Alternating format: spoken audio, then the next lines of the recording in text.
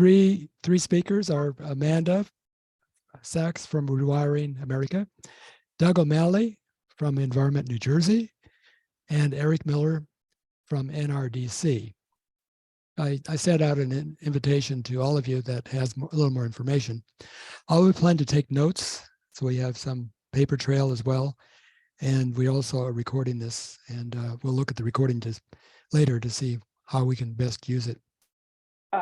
Again, my name is Amanda Sachs. I am a policy analyst with Rewiring America, and I'm just going to give a short review of the IRA, especially as it relates to the state of New Jersey and the State Energy Office. I'm changing to slideshow. Perfect. How's that? Yeah, that's great. Could you go to the next slide, please? So when the Inflation Reduction Act passed last year, it really marked a new era in climate action, and especially for building electrification. I think it's now a household term, but the funding itself came as a surprise to a lot of us and catches us at a moment where we need to make sure that our institutions are ready to direct this funding. And what we do now with engaging our state energy offices and legislators on implementation really matters. So to utilize the money that we've gotten from the IRA, legislators need to ensure that we have the financial infrastructure in the different states to utilize the funds, that the state energy offices have the understanding and the staffing to manage this money coming in. Next slide. So New Jersey State Energy Office is the New Jersey Division of Energy. They oversee the operations of gas and electricity utilities, and they are responsible for ensuring that utilities are in compliance with New Jersey statute, federal laws, and they're responsible for all of this and more. We're going to see how much capacity they have to implement the law. But in the IRA, they will be responsible for consumer-facing rebates, building codes funding, and workforce development. On the consumer-facing rebates, there are two. There's the electrification rebates and the energy efficiency rebates. There's the building codes funding if states want to update their building codes with the most recent energy code. And there's the workforce development money. And the Department of Energy is working to give the state energy offices direction so that they can bring the rebates online by the end of 2023.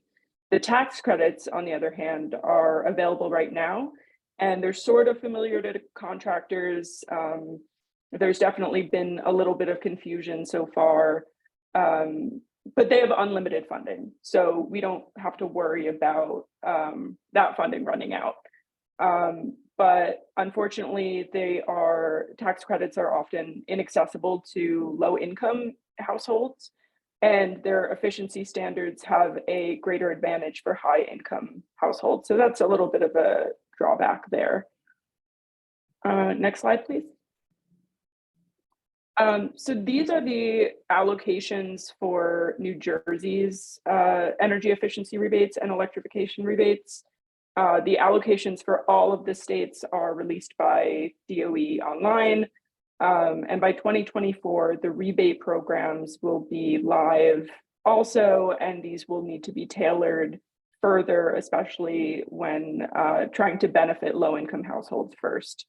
And it's the thought of Rewiring America that these incentives together will optimize electric potential, and they each tackle different groups and hope to have different benefits and complement each other. Next slide, please. So here's what you need to know about the electrification rebates. There's a total of $4.5 billion through fiscal year 2031. They will provide point of sale rebates up to $14,000 for low and medium income individuals that install new efficient electric appliances. So none of the toaster heating appliances that we were talking about. And they also apply to multifamily buildings as long as the multifamily buildings, over 50% of them are, of the individuals living there are low or middle income individuals. And these costs will cover the purchase and the installation of appliances, 100% can be covered for low income households, 50% for middle income or moderate income. And this includes also a $500 contractor incentive and will be administered by state energy offices and tribes. Next slide, please. Then there's the efficiency rebates. These are the energy savings retrofits that apply to a whole home and making an entire home energy efficient. It also includes heat pumps, which are extremely efficient technologies. There's an $8,000 cap for low and middle income households. And for all other households, there's a $4,000 cap. The total amount allocated from the feds is $4.3 billion through fiscal year 2031.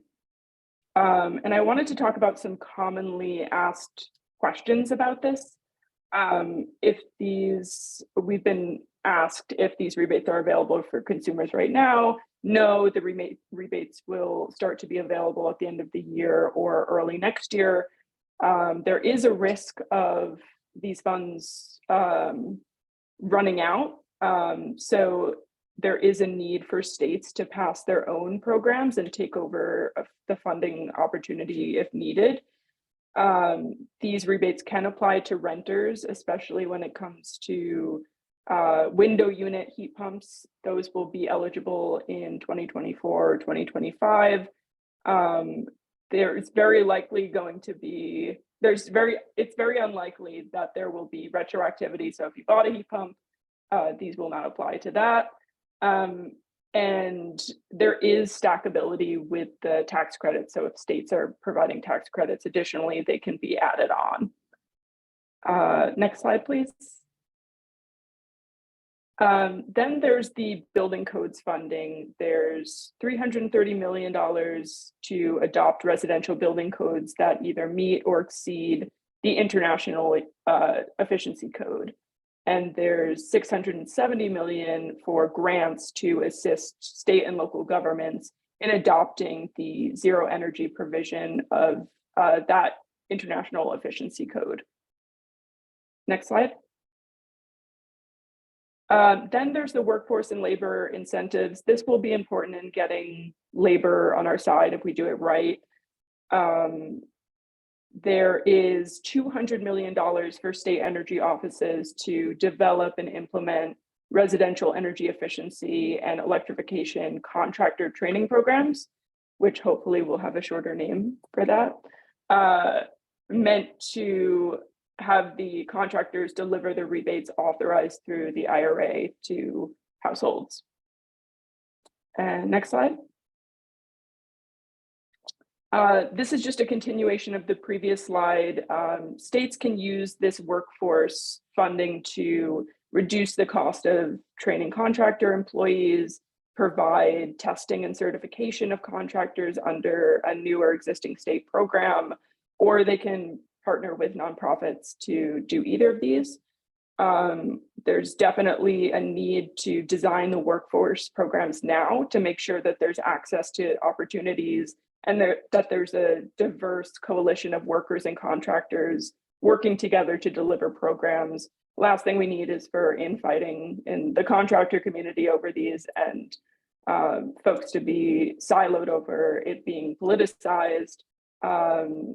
So if states identify their workforce needs now, hopefully this can bring everyone together because these could be good jobs and they provide incentives to hard workers. Then the states can determine how to best use these funds to grow the workforce and to complement whatever existing efforts they have. There's also going to need to be a stakeholder process to center equity in the workforce development plan. So they'll need to create a plan to address barriers in the program implementation and identify metrics to measure performance through a more equitable lens. And on that note, on the EJ benefits of the IRA, there's $3 billion for community-led projects, including pollution monitoring and prevention. And the Port of New York and New Jersey stands to benefit from a new $3 billion program. This new program that will allocate grants to reduce air pollution in ports across the country, and the Port Authority of New York and New Jersey is extremely polluting port. Next slide, please. This is Rewiring America's handy dandy calculator. You can use it to check out how much your households can save from utilizing the IRA. We would love for you to spread it far and wide. It's been helpful for contractors in understanding that this is something that could benefit them. And it's been helpful to households for getting excited about the IRA. Next slide, please. And then this is just my contact info. Feel free to get in touch with me after this meeting. I'd love to stay engaged in the work happening in New Jersey. And thank you for having me. I can pass it back over to Doug. I have a question, actually, to everybody here. I'm the Sierra Club Building Electrification Issues Coordinator for Sierra Club in New Jersey. And one of the, we haven't yet adopted building electrification as a campaign in New Jersey, but the national campaign is encouraging us to make contacts with our local state officials who are going to be creating these programs in the state. But I have to try to support this to make sure it's done expeditiously. I have absolutely zero contact. Does anybody else have contacts in New Jersey? The people who are actually doing the rulemaking to make this happen in New Jersey, do any of you know anybody in New Jersey who's doing that work?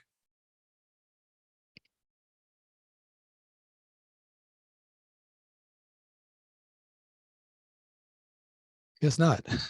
Yeah, we'll get to that in a moment, Steve. Oh, So you'll cover yeah, it? Okay. well, yeah, it's not as yeah, I don't think the answer is particularly satisfactory, but yeah, I'll touch on that, right? So Okay. I mean, the answer is that there are people that are working on it. Of course. There must be. And then I think the concern is probably, you know, we would like to see more, and we would like to see more visibility and opportunities for engagement. So I will, yeah, so let's kind of jump in here. I do not have, and first off, just thank you, Amanda, for kind of running through that. I really love the Rewiring America calculator. I think, you know, we obviously talk about kind of policy change and working to pass the climate bill, right? Like there's no kind of silver bullet in our work, but the Inflation Reduction Act really was, you know, the closest thing we're going to get to a silver bullet.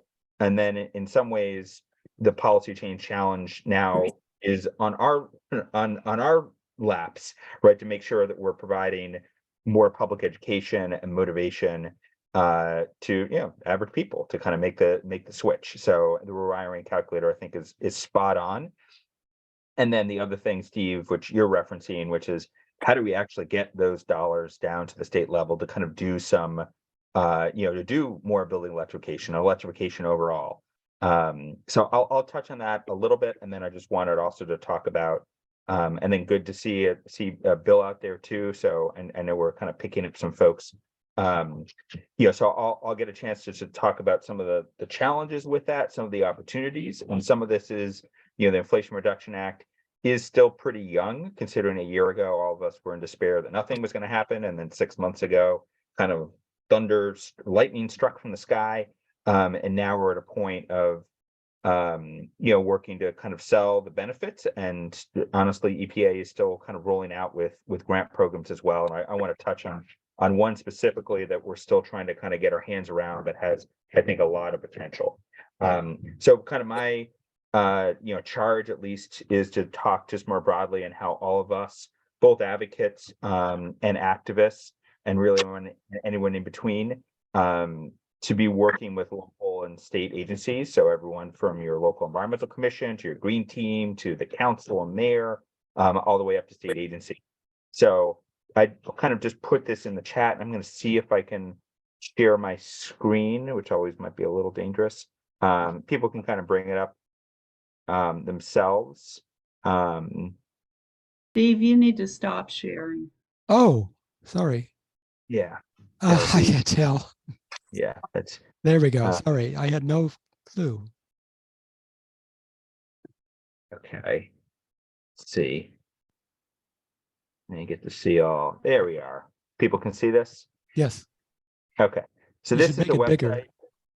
This is, and you'll notice this is, as the wonks like to say, the IAJA portion. So the bipartisan infrastructure law, which was passed all of 18 months ago, right? November of 21.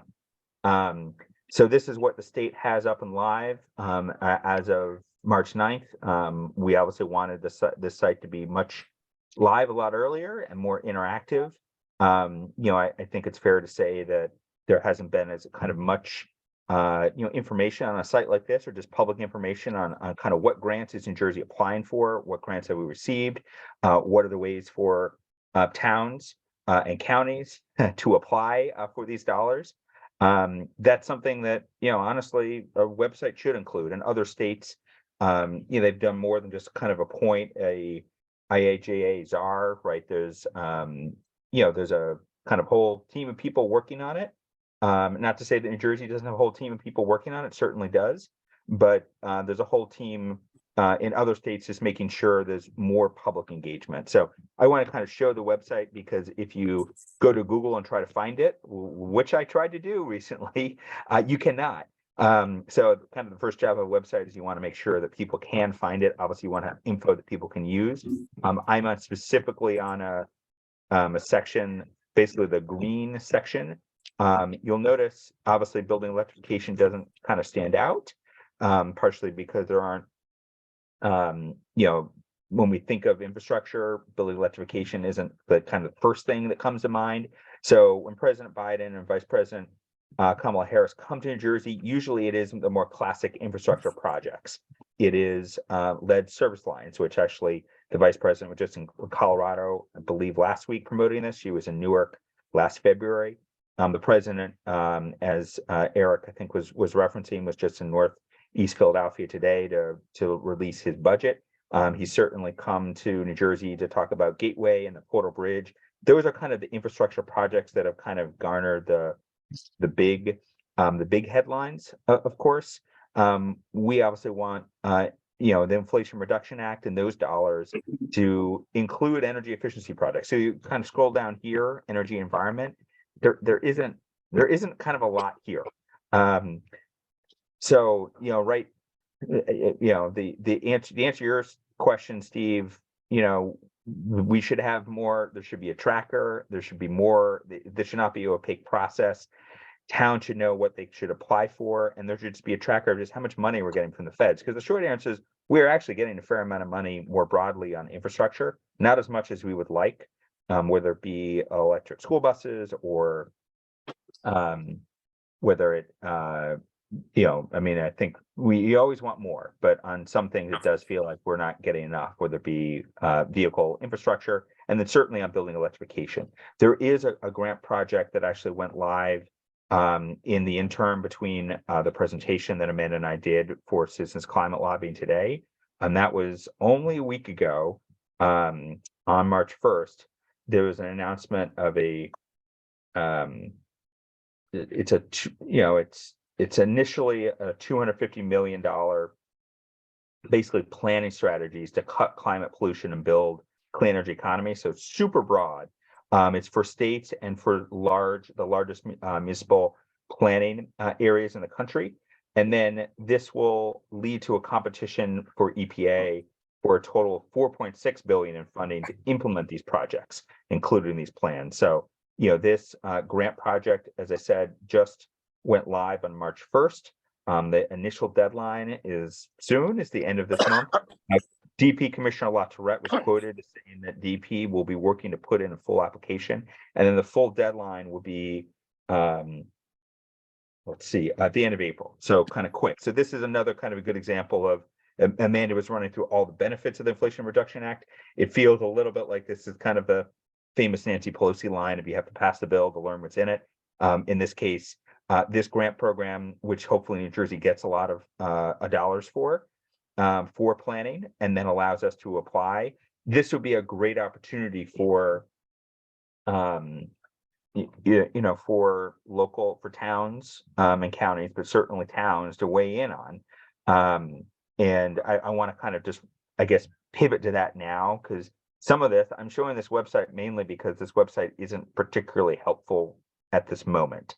My hope is that there's more opportunities from planning grants like that that I just went through to allow green teams and sustainable Jersey organizations and environmental commissions, as well as the councilors, to officially apply for it, and then also to submit letters of support. So just in kind of the realm of kind of tips and things we can do and to provide support both for kind of the state level and then also for the local level. One is just to know about grant opportunities. Two is to know if the state is applying for them or if a town can apply. Three is what we can do either as organizations or green teams. And obviously the importance of having your mayor on board and your council on board to actually apply for these funds is hugely important, right? So there's not a kind of direct building electrification program this program was just announced a week ago, but there are kind of multiple examples where towns have applied for IIJA dollars, and not as many in New Jersey have gotten them, but oftentimes you only get the money if you apply. So again, this is why from our advocacy at the state level, we have consistently been asking the Murphy administration to not be as opaque, provide more opportunities so that I can actually send you a link and a website that allows you to send it to your local council members or mayor or planning department and say, hey, here are the deadlines that are coming up.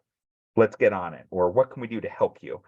We don't have that right now. And actually this conversation and even just getting ready for this presentation, I knew things weren't great. I don't have screenshots of other states, so I should work to track that down as well, but we can do a lot more here.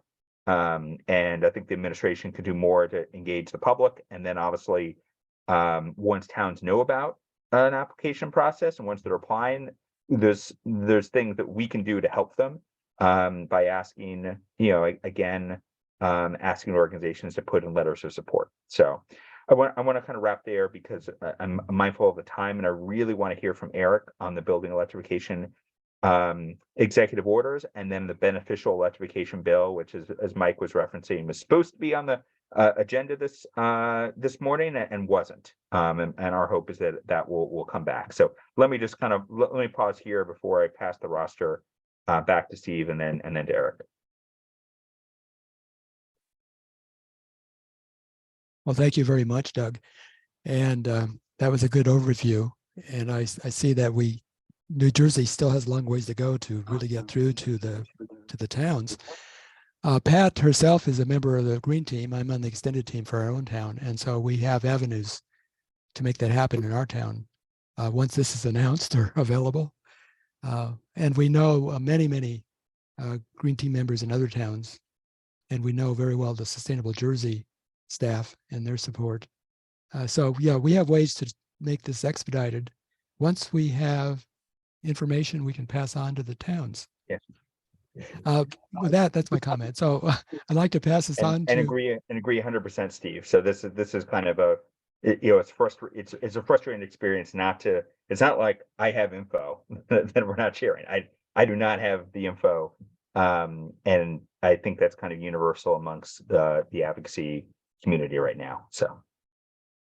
So our third speaker is Eric Miller, and I don't even see you on the screen. You must. I'm still here. Don't worry. Good. He's still hiding. So go ahead, Eric. Great. Thanks, Steve. Happy to be around so many other Millers. But yeah, good to be with you all. I'm Eric Miller. I'm the New Jersey Energy Policy Director with the Natural Resources Defense Council, originally an Essex County native. Been in this position for about 4 years, and prior to that did energy efficiency work in Pennsylvania and New Jersey. So buildings are definitely near and dear to my heart. And it has been a really big couple of weeks on the building electrification front in New Jersey. I had the benefit of starting work in the state right after Governor Murphy started his first term. And I remember the Clean Energy Act, I remember the Energy Master Plan process, and those really laid out a blueprint on how we're going to get to 100% clean energy. And in the intervening years, we've seen multiple wind announcements or new electric vehicle programs, but the state's never really taken a lot of direct action on building electrification. And I think that really started to change. And, what Amanda covered and what Doug covered around IRA and the state kind of getting it together to receive billions of dollars, essentially, or many hundreds of millions of rebate dollars and billions in tax credits for its citizens. I think we're starting to see it come to fruition, especially, I think it was a week and a half ago now, time feels like a blender, when the governor signed EO 316 and EO 317. And so EO 316 is, I think, the biggest statement so far on New Jersey positioning itself to actually move forward on building electrification. And so that executive order, Governor Murphy adopted a target of installing, as the EO says, zero carbon emission space heating and cooling systems in 400,000 homes, 200,000 commercial properties by 2030, and making sure that 10% of all low-income properties are electrification ready, so able to be electrified by 2030. Another thing hidden in that executive order that I think is so important is a list of a lot of existing programs that the Board of Public Utility runs around energy efficiency programs, or DCA runs, a couple other agencies. And it says that, I don't love this line, it's very political, but it's important. All agencies, I think, should endeavor to maximize electrification in these types of programs. So New Jersey has energy efficiency programs. The directive now is they should endeavor to maximize electrification, right? Maybe not as strong as we'd all like, but that's the way executive orders go. And this is why I think the legislation we'll get into in a second is so important. And then the other one, which is really kind of two sides of the same coin, is Executive Order 317, which directed the Board of Public Utilities to initiate a future of gas proceeding. That executive order had a lot more specifics in it on what the board should consider, including how to wind down the gas system, how to stop subsidies for expansion, what types of activities could gas utilities engage in as we move towards hitting 50 by 30, 100% beyond that. And the Board of Public Utilities just this Monday formally adopted that executive order. So there's now a docket number. There is a proceeding at the Board of Public Utilities. I think what we're waiting for next is, what does the stakeholder process look like? How are they going to go through that process? There is a requirement that a report is produced 18 months from the signing of the executive order, but it's really going to be a little bit of wait and see. I'm really happy that Mike's on the call. I know, given his career, he can speak to, there's a lot of different permutations of stakeholder processes, and this is a big topic. And I'm really excited to see what kind of points of engagement there are. And then, almost as if we planned it, I can't say we did, but perhaps Senator Smith did. We did see last Friday the quick introduction of S3672. And that's a piece of legislation sponsored by Senator Smith and Senator Zwicker that would require the Board of Public Utilities to set greenhouse gas emission targets for the building sector, right? So they're 26-ish% of the emissions in New Jersey are from the combustion of fossil fuels in buildings, space heating, water heating, industrial processes, stoves, things like that. And it would require the electric utilities in the state to hit those targets by creating programs called beneficial electrification plans. And there's a couple, I think, really important things in that legislation that I'm sure we could dive into even more. But number one, it defines what electrification is. I think, folks use the term electrification and decarbonization interchangeably, but it can mean a lot of different things. In this bill, it's very specific that it is a change in equipment from fossil fuel equipment to electric equipment, and that beneficial in that bill requires that it reduce costs or reduce GHG emissions, or promote using the grid at off-peak hours. So there needs to be some other benefit. You can't just, go install them somewhere where it doesn't make sense or it might hurt wherever you're installing it. It needs to be thoughtful. The other thing that I think is really important is the bill, and thank you, Doug, for just keeping the chat full of everything. I'm not good at speaking and working slides at the same time. Is that it's on-site emissions. So it's where the fuel's actually combusted. You can't say, oh, this is net negative because we bought credits, or it's a special fuel we did downstream. It's at the point of combustion. And I think what's really important, given the politics of New Jersey, and I'm sure we've all seen the stories about like gas stoves in the news, is that it doesn't require homeowners or businesses to do anything. It's just a requirement that utilities make plans that provide the right level of incentives to make people want to choose to go electric. And I think that's where it slots in with Amanda's presentation. There's a lot of money coming down, and the state is responsible for getting a lot of that together. But we need contractors, we need folks writ large to just be familiar with this technology, know to ask for it, and when they do ask for it, they can get it installed. I live in Philadelphia. I've put heat pumps in 2 of my homes. I know folks involved with this group, have done similar things.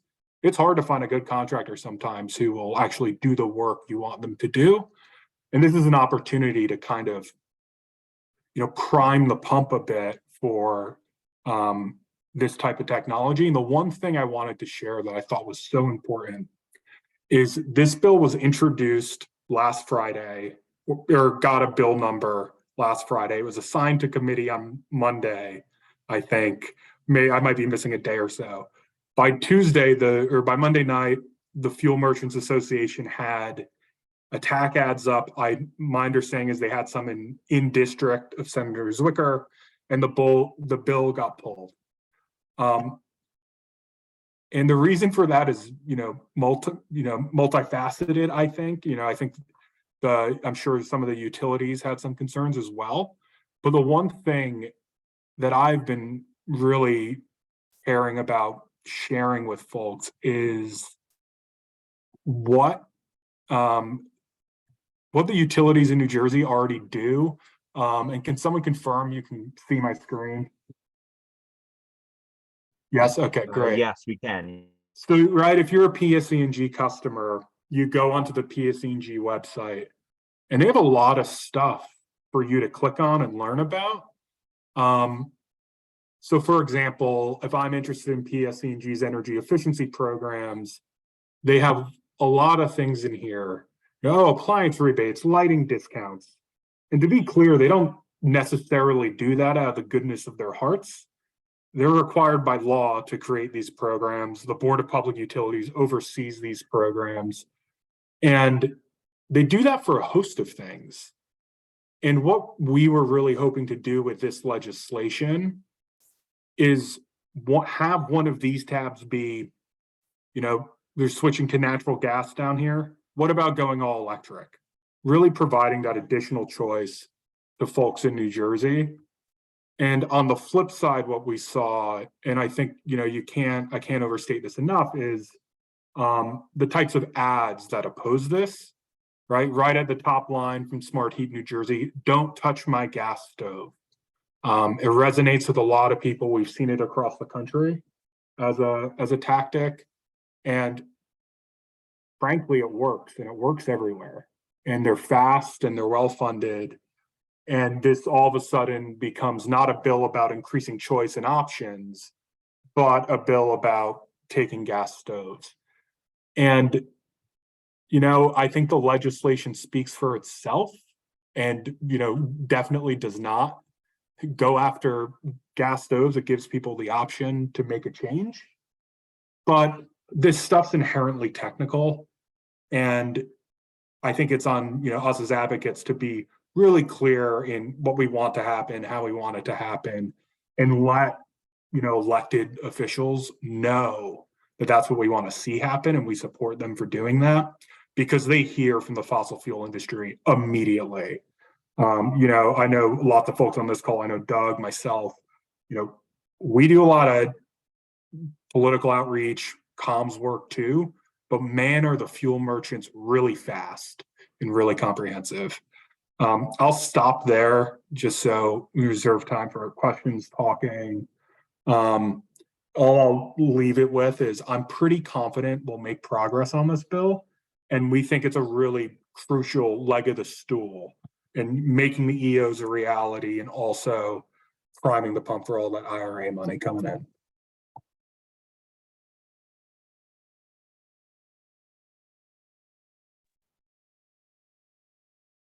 So I have a question for you, and thank you all for these really terrific presentations.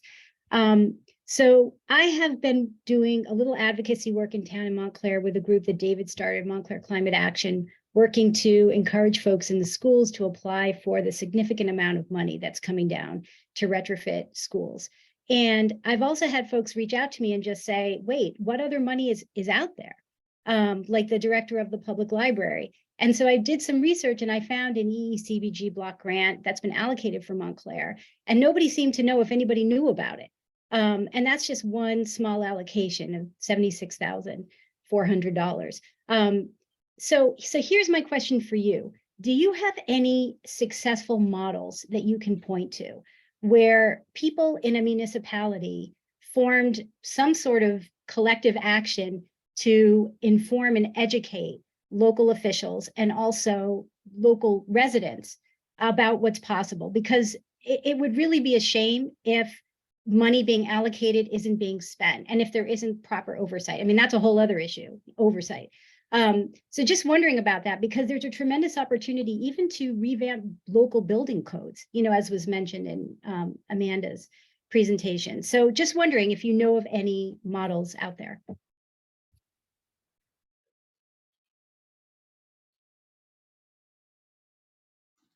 I'm happy to take a quick response to that, but I don't think it will be as comprehensive as you were hoping.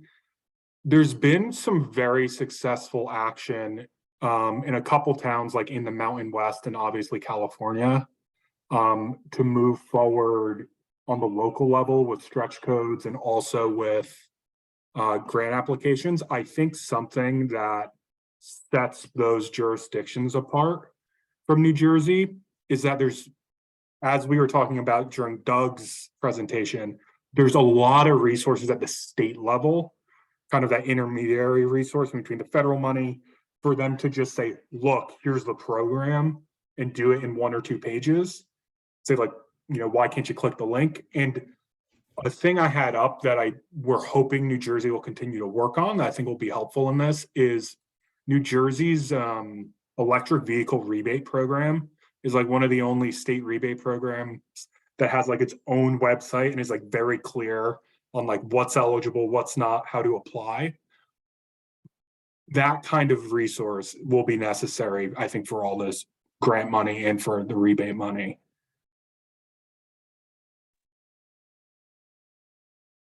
Yeah, so I just wanted to add on to that real quick, Rona, and I can think what you're talking about is the perfect example, right? And obviously, David, great to see you too, right? And so this is where, if you're, I don't know, let's say you're in Verona, right? And, right nearby, and you're, I don't know if Verona has a climate action group, but, some of this it's not like the Verona town government or Montclair town government is that big anyway. So this is kind of where the frustration of the IIJA website is that, a lot of towns, unless they're told by DEP or BPU or the Department of Education, aren't going to necessarily know there's money to apply for in the first place. And then even if they know about it, do they have the resources? And so, then you have kind of this inequity issue, right, where we've been working in Trenton for feels like years, and it actually has been on just basically a community EV charging program. And it's just finally the mayor has a council that is not trying to kill him, figuratively, hopefully not literally. But it's impossible to kind of get stuff done. We've also worked with the city of Camden, where the county actually comes in and kind of does their application because they don't have anyone to do grant seeking. But I think part of the answer to your question is the stuff that you do, Mike, right? Like Sustainable Lawrence. I feel like Lawrence and Pennington are perhaps the kind of two municipalities, and Mercer, maybe the whole state, that have kind of the highest per capita of just kind of state employees. The combination of the overlay of like green teams, the sustainable organization, Sustainable New Jersey. I will say over the course of the last decade, the point system has obviously pushed towns in a way that I never would have guessed of really caring if they are at the bronze or silver or certainly the gold level. And that doesn't necessarily mean that just because you're bronze means that you're going to get those grant dollars. But that does strike me as just kind of creating a political constituency so that the mayor and council members say people care about this and we should apply for these dollars. So again, it only really works if that the dollars are out there, and we are still struggling to figure out exactly what grant applications are available and how to apply for them. But I would think in Montclair, someone like Mayor Spiller, he should, Sean should, of anyone, he should be able to figure out the money that's available through the Department of Education. It's probably pretty telling that, the Spiller administration might not have known about this, right? And I don't know the particulars on it, so maybe Sean would say something different, but I just kind of made that connection right now. So that's most mayors are not going to be top officials in Trenton and with NJA, but that has been an issue also more broadly of the state agencies having the resources not only to apply for the funds, but then once they have them, to have the resources to go out and make sure that communities know about them. We often talk a lot with the DP of what community engagement looks like. So that's and again, that's an issue of state resources. So I'm starting to kind of get farther afield. So I'll stop there. This is Bill Ammon. I could speak of a success, but I also have a fresh failure on my mind. So you have a lot of successes, hopefully not too many failures, Bill, but so great to see you. I know it's been a while, so wonderful to have you on here. Yeah. Thank you. So Somerset County is, to my knowledge, the only county that has an energy council, and I've been chair of that since Jack Chittarelli appointed me in 2008. But last week, the commissioners adopted a set of sustainability policies. It's fairly comprehensive, and that all county facilities, any new buildings will be LEED certified at the silver level.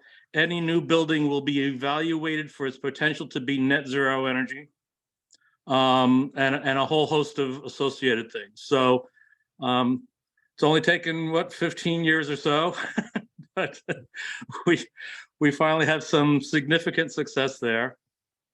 And I would like to think Montclair would have its act together, but they don't. I've submitted proposals to the library to do a study to just tell them what they should be doing for sustainability, for improving the library's facilities. And they have chosen to ignore that and handed the whole process over to the town that wrote the most abysmal RFP I have ever seen, that doesn't say a word about sustainability. So you can lead a horse to water, but you cannot make them drink. And the excuse has been the library doesn't have the resources, but we were trying to bring the resources to them, and they chose not to accept.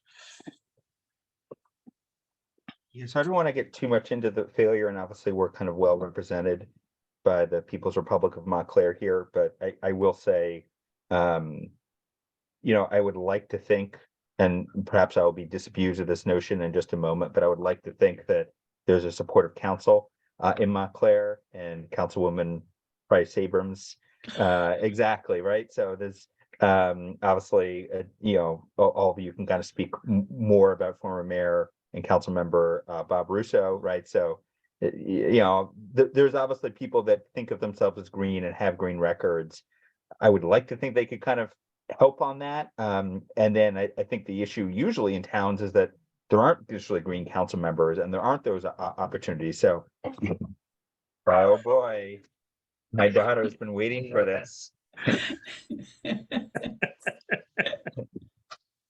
Also, would you like to say hi? Other than, can you show people what actually is that? Those are, Yes, and they also might remind us of Edward Scissorhands. that's what I was thinking. Stephanie, one of her classmates. She was very sad yesterday because my video was not working. She was like, "Turn the video on, Dad," and I'm like, "Oh, my Zoom isn't working." So actually, it was not working even before I jumped on here, so I had to restart. So, also, anything we were talking about how to reduce emissions, save the climate. Anything you want to say on that? Okay, that's where she is. Let me turn it back over and I'll go on mute because oh, there we are. My daughter loves a microphone, so. Can I interrupt here and just to say that I usually handle the questions from the chat, but I've let it get away from me. I know that a lot of comments have been made and a lot of questions have been asked. So if you have put anything in the chat that has not been answered, can you just go off mute and state the question orally?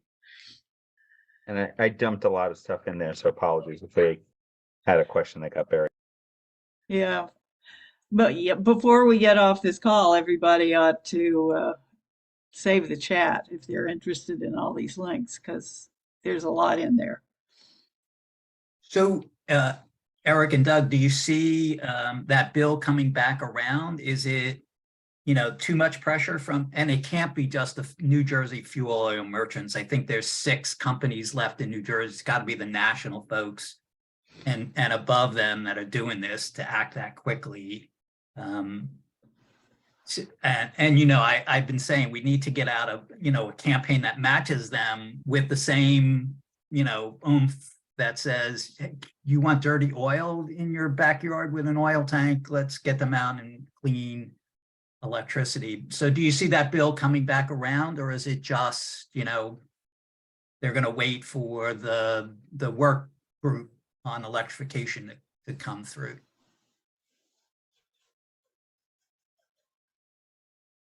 Yeah, I'd love to get Doug's take on, you know, the politics of this. He's more astute to them than I am. I do think though, Mike, that it's 2 things. You know, budget season plus election year makes it like a little extra difficult to get anything that, right, the perception of complication or cost. I am pretty confident this bill will come back around. One thing I'm wondering about is, at the end of the day, yes, we're telling utilities to do things. We're also telling them to recover for it. So I do think there is that avenue, and internally and between friends in the recording, you know, we did get positive, you know, feedback from a lot of the electric utilities on the concept of this legislation. And in Colorado, which is where this bill kind of originates from, we did have support of the electric utilities and labor. I think this bill just moved pretty quickly, which didn't give us all the lead time we needed. And then on the comms front, yes, I think you can look forward to a pretty robust comms effort coming down within the next couple of weeks. It is always difficult to try to tell the truth when the other side can just say whatever. But in terms of resourced comms, I think you'll see a change pretty soon. I think the truth on our side is a pretty, compelling message, just, Yeah. in simple math. But, one of the things we did meet with Smith, and we actually, so to your point, getting electric recovery for electric building electrification programs is fighting against itself. You're raising the rates, that cost goes up, you're paying more. We wrote a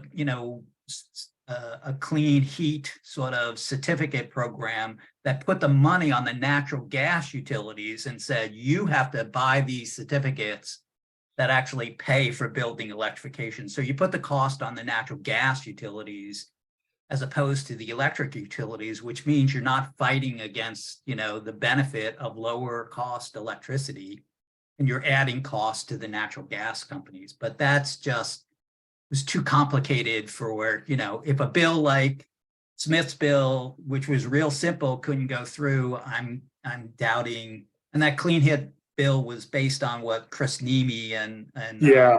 Richard Cow were doing, but it limited just the heat pumps in New Jersey. But something, have you guys seen anything that shifts the burden to the natural gas utilities as opposed to the electric utilities? I think sure they love it. Yeah, I'll let Doug chime in here too. I just saw him go off mute. I do think though, and NRDC definitely thinks that the Vermont clean heat work that's going on and like all the work that Chris Nemi and others have done is really informative, and we need to figure it out for New Jersey because it is a very compelling model. But it's going to take a while to hammer out the details, I think.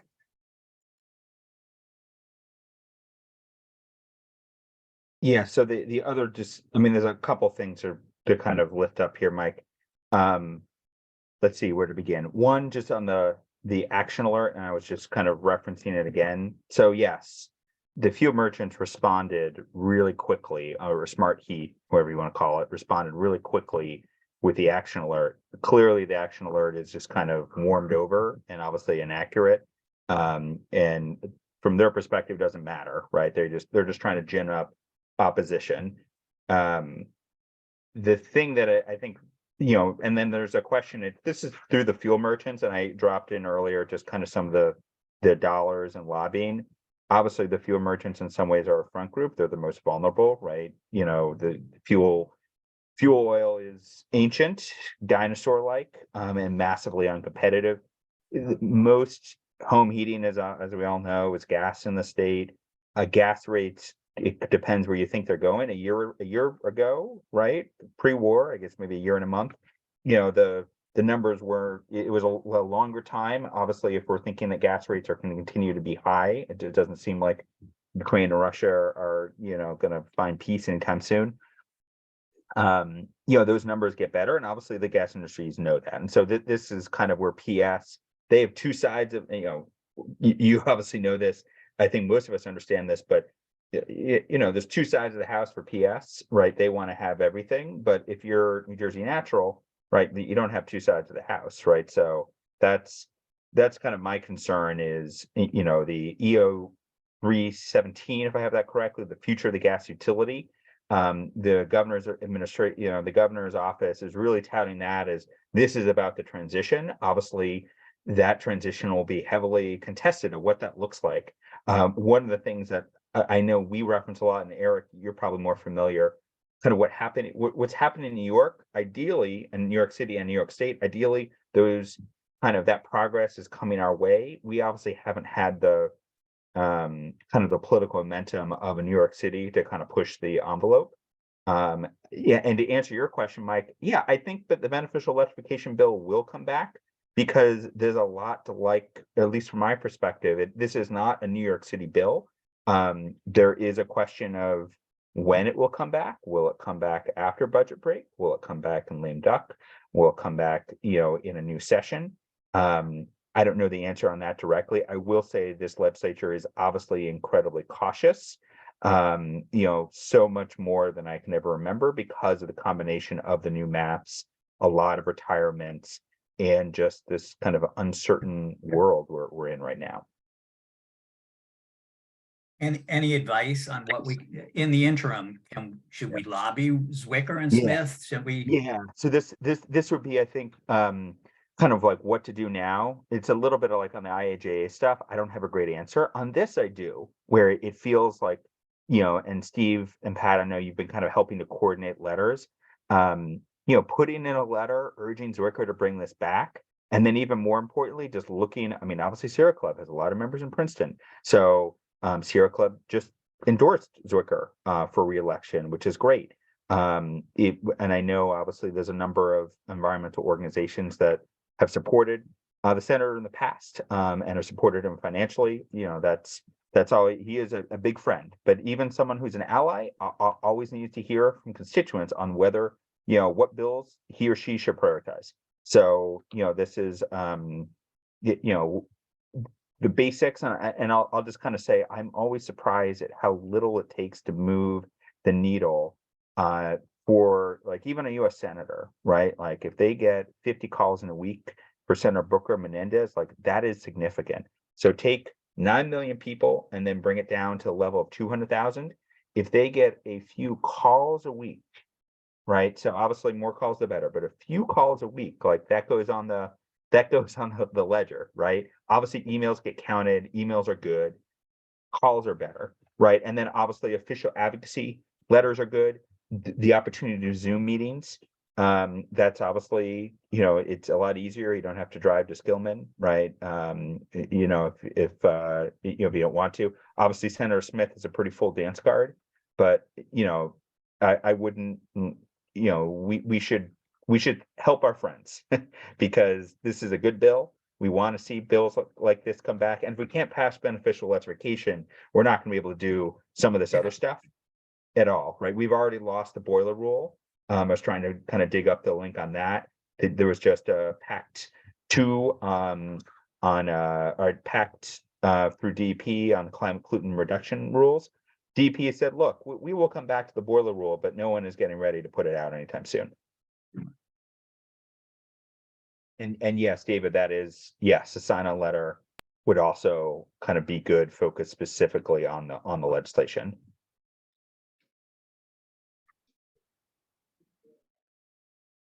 And then Steve, just the last you're on thing, mute. just Okay, so we can, Yeah. that's a doable thing that we can get a letter Yeah. that would be addressed to Zwicker, not to both yeah, of them. or- I mean, it could be to both sponsors. I mean, I think in some ways, obviously, the more constituents you have, the better. But you are representing an organization, a coalition. So yeah, getting a letter to both Smith and Zwicker, that obviously helps.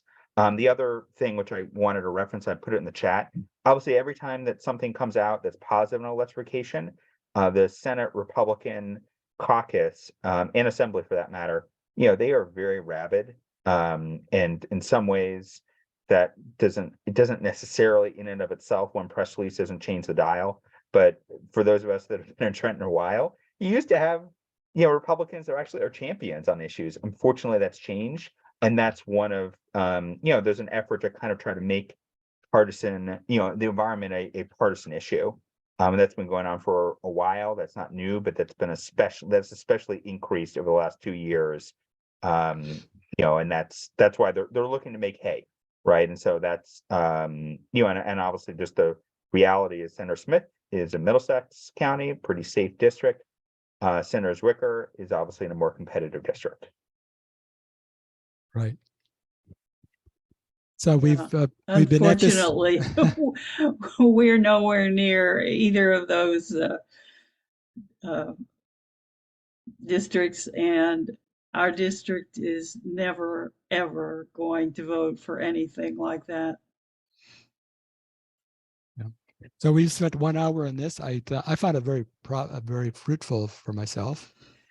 I'll probably organize another meeting where we share at least part of this recording and then discuss it further.